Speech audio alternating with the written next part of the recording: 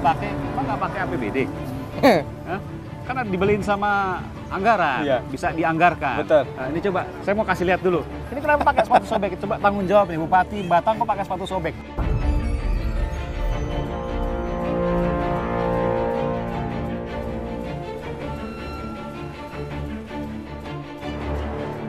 Assalamualaikum. Pantas disangka ajudan, Bupati nyetir sendiri. Emang kalau nyupir sendiri aneh, Bupati. Assalamualaikum. Oh, ini bagian dari pesantren ya, tapi ini kan kamar-kamar ini. Kamar-kamar. Ya ini Ini yang dengan- kita buat. Iya, Pak Jalu, Pak. Pak Jalu. Iya, Kepala Rutan Batang. Jadi Pak Jalu, pesantrennya dilakukan di kamar-kamar mereka nih. Di kamar-kamar mereka. Monggo, Pak. Yeay. Pangkat. Saya boleh lihat Pak, izin ya Pak ya? Oh Pak ya. WC-nya di sampean. Boten kada WC. Terus kalau nggak ada WC-nya, buang airnya di mana Pak? Kali sungai. Sungai? Sungai sebelah itu. Ini harusnya tugas dari kepala dinasnya untuk mengecek ini. Lu lah iya toh, yo lurah, yo camat. Tapi kenyataannya mereka kelewat. Lurah, camat, kepala dinasnya ditegur dong Pak? Saya tegur, Tegur, saya tegur. bukan dipecat. Enggak lah, jangan. Lemahnya anak buah saya, kurang mampunya anak buah saya, belum tentu karena dia semua. Dan kesalahan yang dilakukan anak buah saya berarti kesalahan saya. Dan saya yang harus menjadikan mereka lebih baik, itu tugas pemimpin. Bukan menjustifikasi dan langsung membinasakan. Tapi kalau sudah keterlaluan, tentara saya keluar, Mas. 5 tahun Mas Yoyo jadi Bupati Batang, warisan apa yang Mas Yoyo bisa ceritakan kepada warga Batang selama 5 tahun kepemimpinan Mas Yoyo? Gampang, simpel, Mas. Simpel. Saya hanya kepingin pada saatnya nanti saya harus keluar, saya pamitan dari Batang, saya ingin menoleh ke belakang kepada rakyat saya.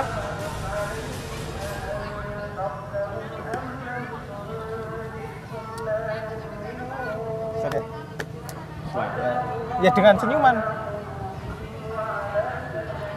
Mereka ngantar saya dengan senyuman dan menganggap saya sebagai saudara, tentunya saudara seiman, Saudara sebangsa. di dunia dan nanti di akhirat.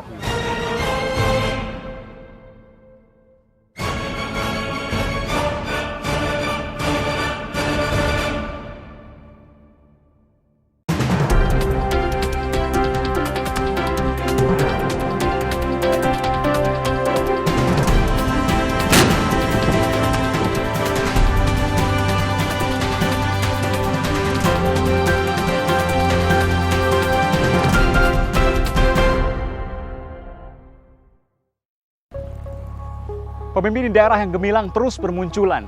Di daerahnya, mereka tak melulu berpikir jabatan. Bagi mereka, amanat yang diemban harus punya manfaat dan kebaikan. Saudara, satu persatu dari mereka akan saya datangi. Kali ini Bupati yang katanya pakai sepatu pun sobek. Beli paku dengan APBD pun dihitung. Dan lebih sering dikira ajudan ketimbang Bupati. Tahun depan masa jabatannya habis. Siapa dia? Dan saudara, saya temui di tempat daerah di mana ia memimpin. Saudara, inilah Yoyo dan Pilkada Jakarta. Yoyo Rio Sudibyo, begitu nama lengkap pria kelahiran Batang 44 tahun silam. Menjadi orang nomor 1 di Kabupaten Batang, sebelumnya Yoyo tak banyak dikenal. Sampai akhirnya ia terpilih bersama dengan Wali Kota Surabaya, Tri Risma Harini, untuk mendapatkan penghargaan Bung Hatta Anti-Corruption Award. Yoyo dianggap pantas karena sejumlah gebrakan anti korupsi.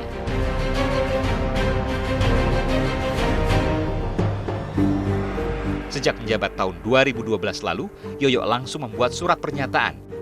Bupati Batang tidak meminta proyek mengatasnamakan pribadi, keluarga, atau kelompok. Membuat fakta integritas SKPD alias Kepala Dinas, bahkan mengajak mereka berkunjung ke penjara agar pejabat di daerahnya paham akibat dari korupsi. Festival anggaran juga dilancarkan. Seluruh anggaran Kabupaten Batang bisa dilihat siapapun karena ditempel, dipamerkan di alun-alun Kabupaten Batang. Tak ayal, selama memimpin, salah satu survei dari Universitas Diponegoro, Semarang, Jawa Tengah menyebut tingkat kepuasan warga Batang terhadap kepemimpinan Bupati Yoyo mencapai 90%. Di bawah kepemimpinan Yoyo pula, APBD Kabupaten Batang bisa menghemat puluhan miliar rupiah dan pendapatan meningkat hingga seperempatnya menjadi sekitar 1,6 triliun rupiah. Putra asli Batang ini dulunya adalah tentara. Ia mundur saat berpangkat mayor karena ingin membangun sebuah usaha. Bisnis memang tidak boleh dilakukan oleh seorang prajurit TNI maupun Polri yang masih aktif. Meski akhirnya darah tentara tetap mendidih yang kemudian menggodok kedisiplinannya untuk membangun tanah kelahirannya. Saat ini, Yoyo sudah memasuki tahun keempat memimpin Batang. Tahun 2017 atau tahun depan, masa jabatannya sebagai Bupati Batang berakhir persis saat Pilkada DKI Jakarta digelar pada Februari 2017. Lalu pertanyaannya, akankah Yoyo berpeluang maju sebagai calon pimpinan ibu kota?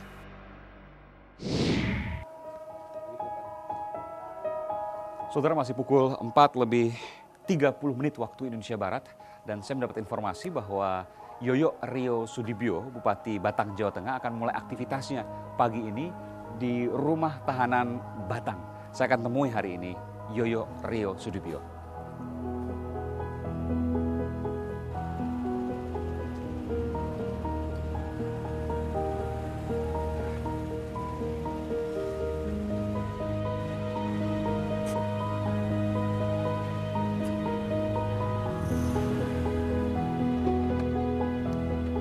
Assalamualaikum. Pantas disangka ajudan, Bupati nyetir sendiri. Emang kalau nyupir sendiri aneh, Bupati. Kita masuk. Lo pakai jas mau kemana? Mau ke penghulu? Nah, ini penghulunya. Ayolah. Kita masuk, Pak Yoyo Ryo Sudibyo. Saya akan masuk ke dalam rutan Batang, Jawa Tengah. Masuk ya, Pak. Kita sholat subuh dulu. Insya Allah. Assalamualaikum.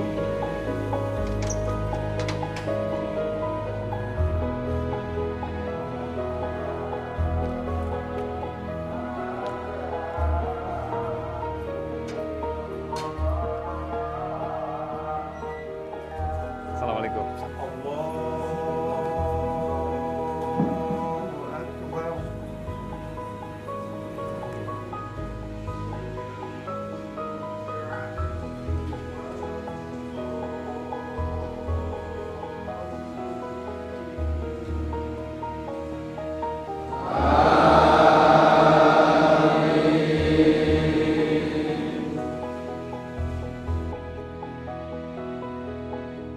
Assalamualaikum warahmatullahi wabarakatuh.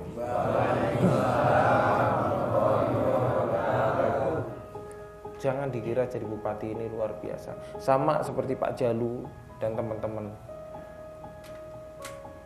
Karena besok akan ditanya, wahai kamu Yoyo, selama menjadi bupati kamu ngapain saja? Mas Yoyo, Ya, Mas. jadi pagi-pagi selalu sholat jemaah di masjid? Insya Allah kalau saya pas ada di Batang atau dimanapun saya sempatkan untuk selalu berjamaah. Dan pagi hari ini kebetulan kita sama-sama mengunjungi teman-teman yang ada di rutan Batang. Jadi setiap pagi sholat subuh keliling-keliling Bupati Yoyo ini nyetir Ya. sendiri? Ya nyetir sendiri kenapa nggak apa-apa toh. Saya malah kalau ke masjid apa kan naik sepeda. Oh, Biar sehat. ini agak jauh aja naik mobil. Iyalah kalau kesini naik sepeda keringetan nanti.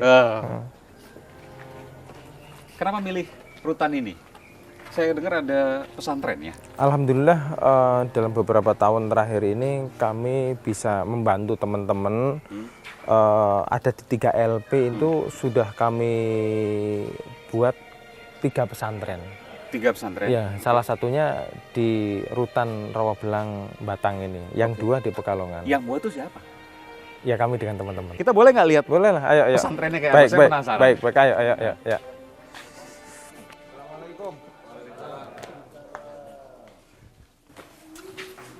Ya, Oh, ini bagian dari pesantrennya, tapi ini kan kamar-kamar ini. Kamar-kamar. Jadi, Ya ini Ini yang dengan- kita buat. Iya, Pak Jalu, Pak. Pak Jalu, Iya, Kepala Rutan Batang. Kepala Rutan Batang. Jadi Pak Jalu, pesantrennya dilakukan di kamar-kamar mereka nih? Di kamar-kamar mereka. Jadi gimana? Gimana? Saya belum kebayang nih. Tapi secara khusus kita tunjuk, kita bentuk 2 kamar besar. Oke. 2 kamar besar, itu kapasitas 10 orang per kamar. Itu untuk kita jadikan kamar khusus untuk pesantren. Jadi tidak ditempati selain untuk sekolah di situ. Iya, hanya khusus untuk santri saja. Apa yang diajarkan di situ? Segala hal yang terkait dengan agama. Dan agama, Quran, hadis semua. Quran, hadis semua, Tafsir, kitab-kitab semua, tafsir, kitab-kitab. semuanya diajarkan. Dan hafalan Quran tadi saya. Iya, hafiz kalau dulu. Iya, ada. Ada beberapa orang yang sudah mulai ke arah sana. Boleh nggak kita lihat ke sekolah Silakan, pesantren? silakan. ini? Monggo, Boleh saya monggo. mohon izin ya, Iya. Pak Jalu Ya, ya? nggak apa-apa. Nah, ini nggak yang apa-apa. satu kamar satu ke sana, satu lagi. Oke, yang mana yang kita lihat? Yang ini. Coba Ustadznya silakan, ayo. Ya. aja. Ini Pak Ustadz di Rutan. Iya.